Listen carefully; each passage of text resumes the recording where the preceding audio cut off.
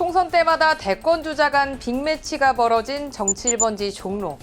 이번 총선에서도 이낙연 국무총리와 자유한국당 황교안 대표가 맞붙을 가능성이 커지고 있습니다. 종로는 차기 대권 주자로서의 입지를 굳히거나 마련할 수 있는 기회와 도전의 땅으로 불립니다. 승자는 잠룡이 돼 대권 가도를 열게 되고 반대로 패자는 대권의 길이 영영 막히는 무덤이 되기도 합니다. 종로가 우리 현대사에서 중요해진 이유와 그 상징성은 무엇일까요? 종로는 조선시대 궁궐이 있던 땅, 지금도 권력의 정점인 청와대부터 정부 청사가 몰려있는 그야말로 대한민국 수도의 심장부입니다. 대대로 양반이 산다는 터라는 인식이 말해주듯 전통적 성향은 보수로 분류됩니다. 현재는 민주당 소속인 정세균 국무총리 후보자가 현역 의원으로 있지만 정 의원 이전에는 한국당이 전통적으로 강세를 보였습니다. 소선거구제가 도입된 88년 13대 총선부터 2008년 18대 총선까지는 보수정당 후보가 승리했습니다.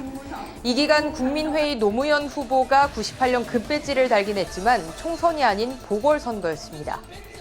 종로가 정치 1번지의 면모를 과시한 건 2012년 19대 총선에서 전북에서 올라온 정세균 의원이 박근혜 전 대통령의 인기를 등에 업은 새누리당 홍사덕 후보를 꺾으면서입니다. 정세균 의원은 4년 뒤엔 여론조사 기관들의 예상을 뒤엎고 여권의 대권 주자였던 오세훈 전 서울시장을 완파하는 파란을 일으킵니다. 종로는 앞서 보신 대로 많은 정치 건물을 배출했습니다. 종로에서 금배지를 단 전직 대통령만 해도 윤보선, 노무현, 이명박 3명에 이릅니다. 내각제였던 제2공화국의 총리 장면과 첫 여성 야당 당수인 박순천, 해방 후 정계의 거목 정일영과 그의 아들인 정대철 전 민주당 대표도 종로가 배출한 정치인입니다.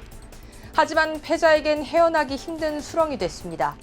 18대 총선에선 종로 토박이인 박진에게 패한 손학규, 19대 홍사덕, 20대 오세훈까지 종로에서 패배한 이들은 모두 대권의 꿈을 접거나 이선으로 후퇴해야 했습니다. 종로 대결의 승자는 용의 입지를 다지지만 패자는 적지 않은 정치적 내상을 입게 됩니다. 어떤 후보가 나오든 사생결단의 혈투가 될 것이라는 전망이 나오는 이유입니다. 지역구 현역 의원인 정세균 의원이 새 국무총리 후보로 지명된 가운데 종로는 이번에도 잠룡의 대결 여부에 시선이 쏠리고 있습니다. 일단 민주당에선 이낙연 국무총리를, 한국당에선 황교안 대표의 출전이 굳어지는 분위기입니다. 종로 이번에 이제 광진 이런 데는 불출마 이제 하니까 이 총리 입장에서도 대선 주자로서 입지를 확실히 다지려면 종로 출마가 가장 매력적인 카드일 수밖에 없습니다. 당이 요구하면 뭐든지 하겠습니다. 네. 그리고 여러 가지 흐름으로 볼 적에 어떤 지역을 맡게 되는 쪽으로 가지 않는가 그런 느낌입니다. 황 대표와의 종로 맞대결에는 이렇게 말했습니다. 뭐 도리가 없지 않습니까? 뭐 일부러 반길 것도 없지만 피할 재간도 없는 것 아닙니까?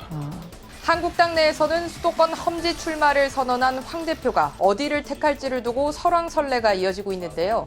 현재까지 가장 유력하게 거론되는 곳은 종로인데 황 대표는 험지보다 더한 험지도 가겠다며 발언 수위를 높인 상태입니다. 저부터 험지로 가겠습니다.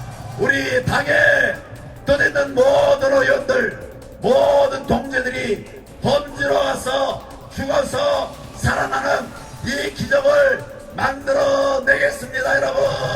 황 대표는 첫 의원 배지에 도전하는 신인이지만 여론조사상 선두인 이 총리를 꺾는다면 정권 탈환의 기대감과 대세론을 확산시킬 계기가 될 것으로 보입니다. 차기 총선이 석 달 앞으로 다가온 가운데 각 정당은 선거 전략을 짜면서 판세와 승패를 좌우할 종로에 누구를 심느냐를 두고 벌써부터 치열한 수싸움에 들어갔습니다.